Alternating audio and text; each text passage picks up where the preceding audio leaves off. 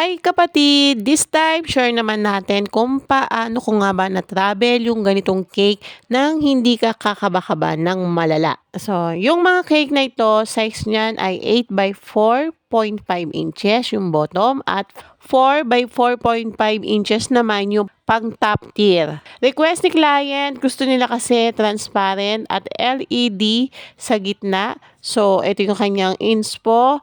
Yung cake separator, size niyan ay 6 by 4. So, may kasama na siyang dalawang LED. Ganito lang yung talagang ilalagay sa gitna.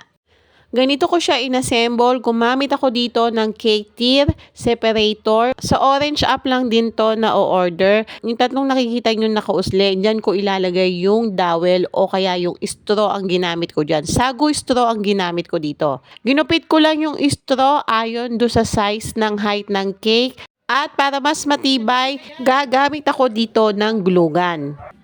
At saka ko yan nilagay dun sa mismong center ng ating cake. Pero syempre, hindi lang yan dowel ang nakalagay dyan sa cake na yan. Meron pa po yan sa loob, hindi ko lang siya nakuhanan ng video.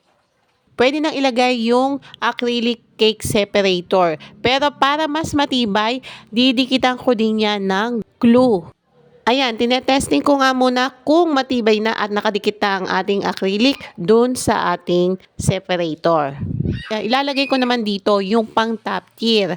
Ipagdidikit ko lang yung cake board at saka yung cake separator. So, ganito na siya katibay. So, kahit medyo maislant ng konti, hindi dudulas o maghihiwa-hiwala yung ating cake.